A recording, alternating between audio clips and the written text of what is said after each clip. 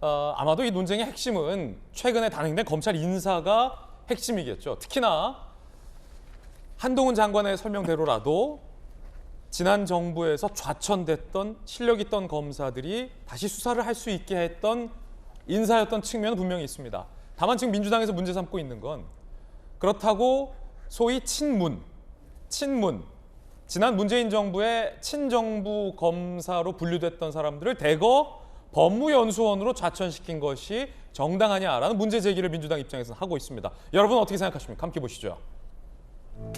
자, 이 법무연수원이 사실은 좋은 곳이에요. 좋은 곳인데 이상하게 지난 정부부터 한동훈 장관도 법무연수원으로 좌천됐잖아요. 그때부터 뭔가 이상하게 법무연수원이 본래의 의미를 좀 퇴색하고 있는 게 있습니다. 이번도 마찬가지였습니다. 이성윤 중앙지검장, 심재철 등 친정부, 친문 검사로 분류됐던 고위직 6명이 모두 다 법무연수원으로 발령이 났죠. 그런데 연구위원회는 검사 4명만 임명이 가능했는데 4명은 발령, 2명은 파견 형식으로 소위 TO를 늘렸다라는 TO 논란이 지금 벌어지고 있습니다. 현직 검사장, 간부 6명이 한꺼번에 법무연수원으로 좌천돼 정원초가 된 건 처음 본다. 야, 정원초가다 법무연수원. 발령자와 다르게 보낸 것 자체가 꼼수고 무리다라는 검사 내부의 뒷말도 지금 동아일보에 보도되고 있습니다. 어제 민주당과 한동훈 장관이 이 법무연수원 6명 발령을 두고 다퉜습니다. 들어보시죠.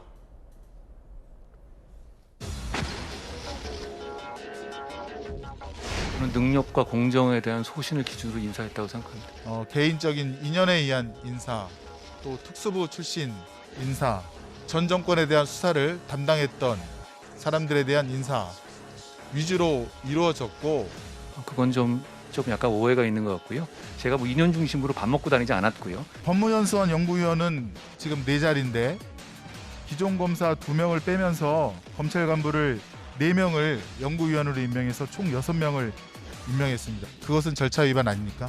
저는 이번 인사에서 능력과 공정의 기준에 따라 인사했다는 말씀을 분명히 드립니다. 그리고 저도 법무연수원에 근무했는데요. 그래서 충실히 근무했던 기억이 있습니다.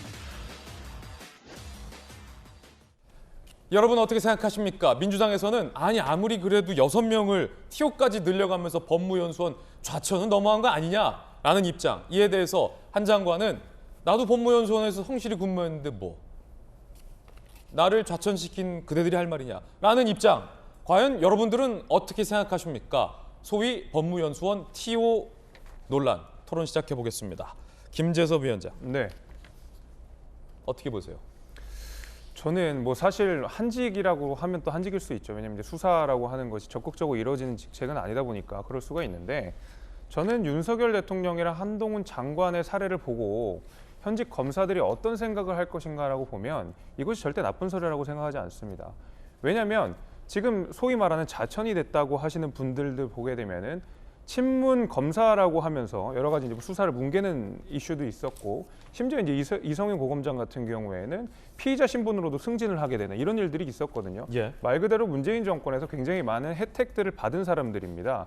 근데 반면에 한동훈 장관도 그렇고 윤석열 대통령도 그렇고 검사로서 권력에 맞서 싸운 사람들이거든요. 자, 그럼 이제 보시죠. 자, 권력에 맞서 싸웠던 사람들은 결국 국민들이 인정하게 되고 또 더 높은 직책으로 가게 되고 더 큰 권한을 갖게 되었습니다. 반면에 검사로서 정권에 친했던 사람들, 정권을 비호했던 사람들은 좌천이 됐습니다. 저는 이것이 나쁜 선례라고 절대 생각하지 않습니다. 제가 현직 검사라 그러면 저는 오히려 한동훈 그 장관이나 윤석열 대통령을 롤모델로 삼고 그렇게 검찰로서 일을 하고 싶겠지, 정권을 비호하는 방식으로 뭔가 검찰의 직무를 유기하는 방식으로 가지는 않을 거라고 생각하거든요. 제가 만약에 검찰로서 유능한 사람을 인정받고 싶다면 그럴 거라고 저는 생각이 됩니다.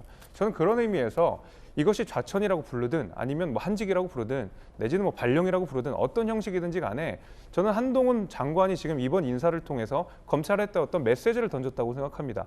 어떤 식으로 일하십시오. 정권에 맞서 싸우십시오. 윤석열이든 그게 한동훈이든 검찰로서의 직무를 유기하지 마십시오라는 메시지를 분명하게 던지고 있는 것이거든요. 저는 이런 의미에서라도 이번 인사가 정치적이다 뭐 윤석열 라인이다라고 하는 말에 동의하기가 어렵고 지금 말 그대로 승진을 하신 분들, 영전을 하신 분들 같은 경우에는 오히려 문재인 정부 내에서 수사를 잘한다고 인정받았던 검사들입니다. 문재인 정부 초기에는 거의 3년 전부터 좀 바뀌었던 것이지. 저는 그런 의미에서 이번 한동훈 장관의 인사는 예. 분명한 메시지를 담고 있다 이렇게 생각합니다. 자, 저는 그런 메시지 측면이라면 저는 굉장히 동의합니다. 그러니까 윤석열 대통령과 관련된 그리고 그 주변 그 우리 김건희 여사와 둘러싸인 의혹들도 굉장히 많죠. 그러니까 살아있는 권력에 대한 수사는 당연히 이루어져야 되고 문제가 있다면 국민 앞에서 떳떳이 밝히는 것은 저는 100% 동감한다. 이런 말씀을 먼저 드리고 싶습니다. 예. 그러나 이번 인사, 그러니까 해당 인사가 잘못됐다고 하는 것은 비단 민주당에서만 주장하는 것이 아닙니다. 그러니까 검찰 내부에서 이 인사들이 특수통만 승진을 하는 건 아니냐, 그리고 본인들과 친하지 않으면 좌천시키는 거 아니냐라는 이야기가 검찰 내부 조직에서 이미 나왔다는 것입니다. 그러니까 민주당에서 이런 주장을 했다는 것은 어느 정도 잘못된 지점도 있다. 검찰 내부에서도 잘못된 인사라고 이야기를 하고 있고 한동훈과 윤석열의 라인이었던 코드 인사다라고 주장하고 있기 때문에 그것을 뒷받침하는 발언을 어제 얘기를 장에서 이야기를 했다. 이런 말씀 드리고 싶습니다. 자, 김용주 의원님. 네. 이게 TO라고 하잖아요. 그 정원, 우리말, 좋은 말, 예쁜 말로 하면 이제 정원수.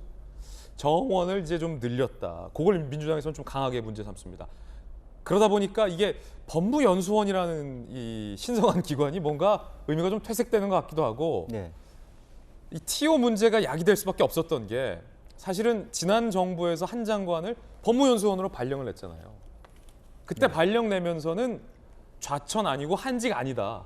좋은 기관이다라고 했다가 지금 한 장관이 지난 정부의 친정부 검사들을 또 법무연수원으로 발령내니까 왜 좌천시키느냐라고 비판하기가 조금은 애매해진 측면이 있다 보니까 자연스럽게 아니 TO까지 늘리냐 뭐 이런 논쟁까지 나왔어요. 어떻게 네. 보십니까? 그러니까 지금 또 뭐 법무연수원은 법무연수원이지만 대전고급은 또 뭐냐? 또 두 사람 TO 늘린 사람이 발령된 데가 대전고검이에요. 대전고검. 서부지검장이 대전고검으로 가면서도 법무연수원을 가라 있고 정진웅 검사도 발령은 대전고검인데 그대로 있으라 이렇게 돼 있고 법무연수원으로. 예. 그래서 TO라고 하는 것이 4명 TO라고 하는 것을 오버했다는 것 그렇고 또 발령을 이제 둘 다 대전고검을 내면서 그럼 대전고검은 그냥 비어 있어도 되는 것 자리냐 이런 얘기를 했기 때문에 왜 검찰총장도 없는 상태에서 검사 인사위원회도 안 갖추고 저렇게 무리하게 빠르게 하냐라고 하는 부분이 또 그리고 또 과정상에도 조금 이럴 때일수록 왜냐하면 검찰총장 윤석열 검찰총장 체제에 친한 건 되는데 좋은데 그분이 지금 대통령이시잖아요. 그러니까 대통령과 친한 사람을 검찰 요직에 앉혔다라고 하는 것도 부담스러운 일이거든요. 그래서 한동훈 법무부 장관이 해야 될 것을 조금 이것을 조금 희석시키고 좀 그 강경한 대결 태세를 친문에서 친윤으로 이런 얘기가 안 나오도록 할 필요가 있었는데 너무 정광석화처럼 빨리 했다. 또 그리고 발령하는 부분도 문자로 띡 보내가지고 반발을 사기도 했거든요. 왜 그렇게 좌천은 좌천인데 정말 기분 나쁘게 완전히 몰아내듯이 그렇게 하는 것은 앞으로 자스티스라고 하는 어떤 법률 체계 내에서의 검찰의 기강이 그야말로 또 하나의 줄세우기의 문화를 가질 수 있다는 데 대해서 좀 우려를 표하는 거죠. 예. 야당의 고민정 의원과 한 장관이 맞붙은 장면도 있었습니다. 이번엔 어떤 문제 제기와 어떤 답변이 나왔을까요? 그 장면 보시죠. 답변하실 때 조금 더 천천히 또박또박 말씀해 주시면 좋겠습니다. 이게 괜히 성의 없는 태도로 보여지는 게 좋지 않을 것 같아서요. 예. 그것만 좀 당부드립니다. 죽은 권력에 대해서도 엄격하게 수사하겠다는 의지는 갖고 계시겠죠?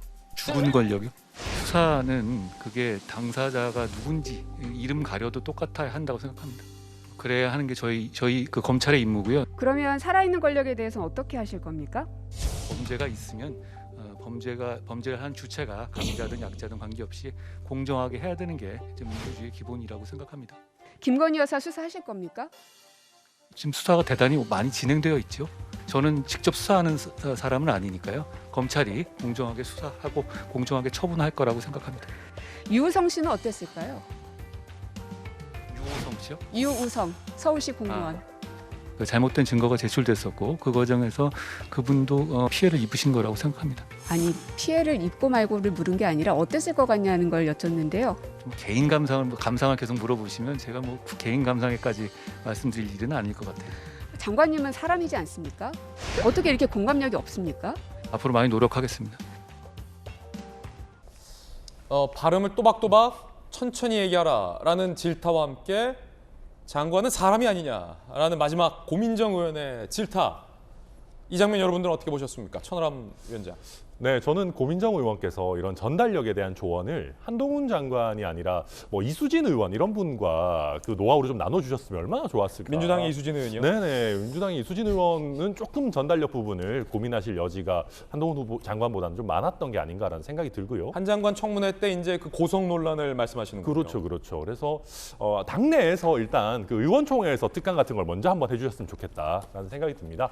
저는 뭐 한동훈 장관 같은 경우에는 충분히 전달력이 뛰어난 것 같고요.